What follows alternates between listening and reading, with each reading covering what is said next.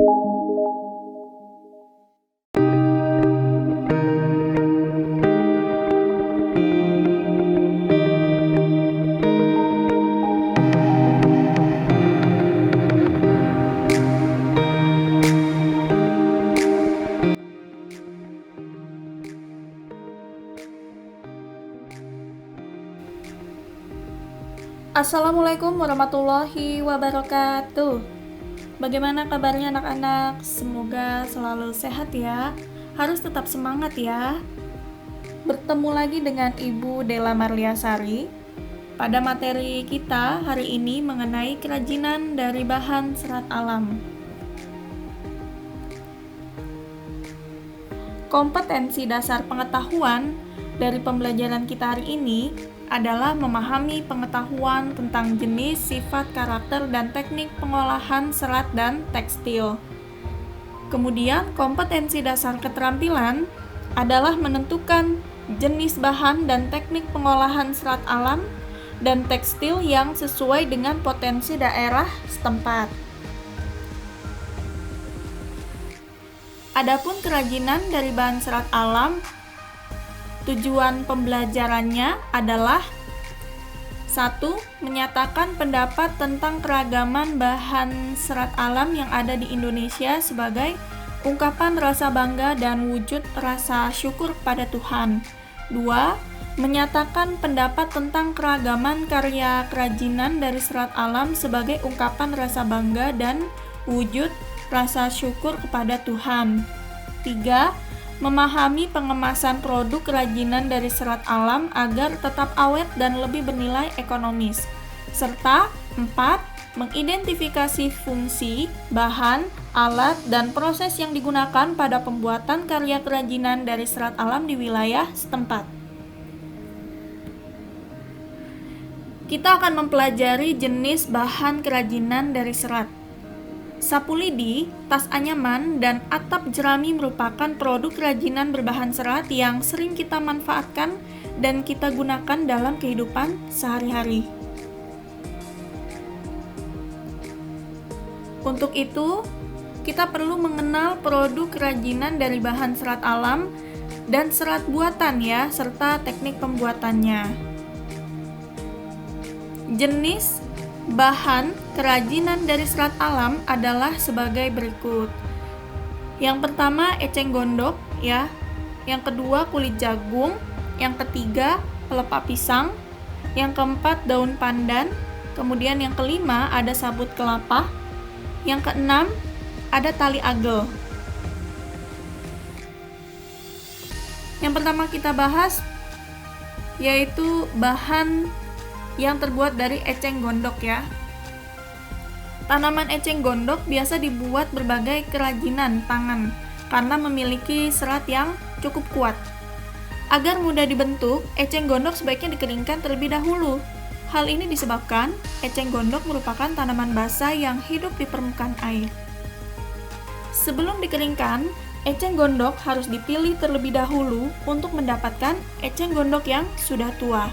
Selanjutnya, penjemuran dilakukan selama kurang lebih minimal 7 hari dengan cara ditempatkan di permukaan tanah sehingga dihasilkan eceng gondok yang bersih, lentur, kering sempurna, tidak tumbuh jamur, serta tidak rusak maupun busuk. Yang kedua, kulit jagung. Jagung biasanya hanya dimanfaatkan bijinya untuk keperluan pangan. Sedangkan kulit dan rambut jagung tidak dimanfaatkan lagi sehingga menjadi limbah rumah tangga. Namun, ternyata kulit jagung dapat dikreasikan menjadi produk kerajinan yang bernilai estetik yang tinggi. Kerajinan kulit jagung dapat dibuat menjadi aksesori, pajangan, atau barang bermanfaat lainnya. Yang ketiga, pelepah pisang. Sebagian besar orang menganggap pelepah pisang hanya sebagai sampah yang mencemari lingkungan.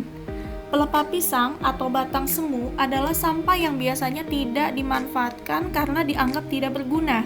Namun, pelepah pisang dapat dimanfaatkan sebagai bahan untuk membuat kerajinan. Di tangan orang yang kreatif, pelepah pisang dapat diubah menjadi sebuah tas, sendal, bingkai lampu, serta produk kerajinan lainnya.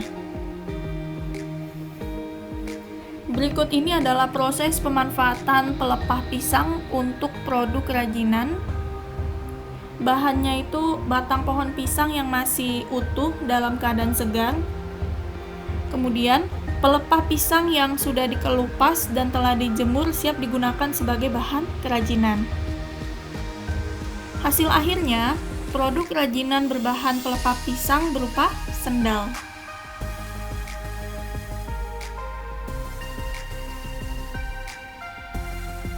Yang keempat, daun pandan.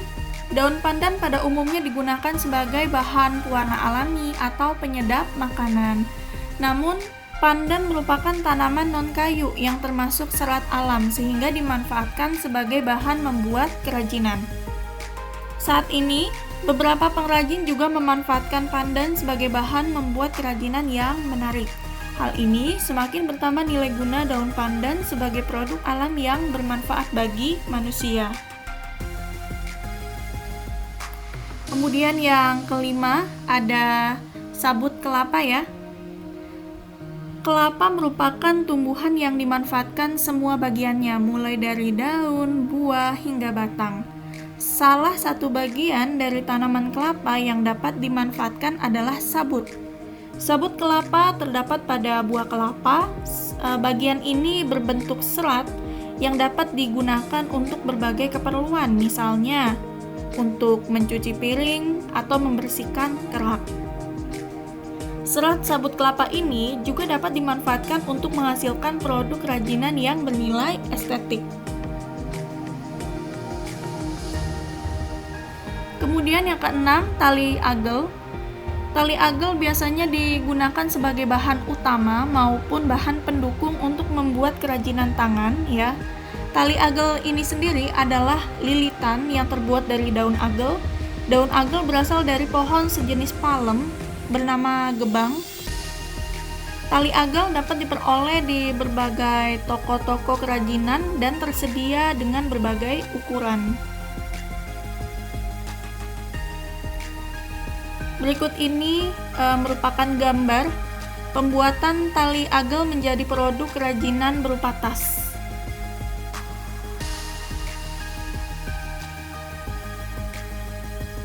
Selanjutnya, kemasan produk kerajinan dari serat alam.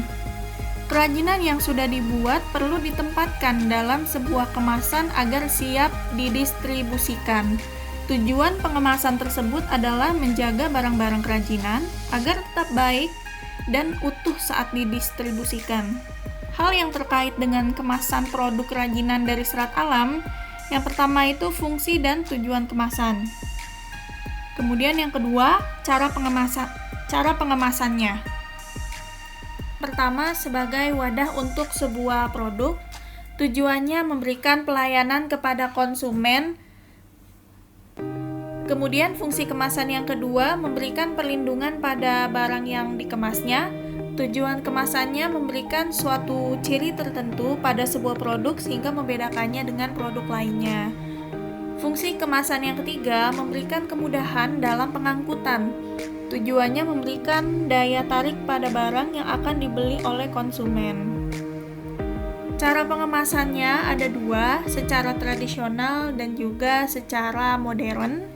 Secara tradisional, cara mengemas suatu produk dengan memakai bahan yang berada di lingkungan rumah. Contohnya daun kering, jerami, koran bekas, serbuk, gergaji, sekam, atau potongan kertas. Secara modern, biasanya telah disiapkan oleh perusahaan industri kemasan, contohnya plastik, mika, fiber, karton, bambu, atau busa. Berikut ini contoh cara pengemasan dari suatu produk. Produknya adalah serpian kayu dimasukkan ke kemasan untuk menjaga produk agar tahan guncangan dan tidak cepat rusak. Gambar di sampingnya merupakan kemasannya yang berupa wadah pelindung, bisa terbuat dari bahan alami ataupun sintesis.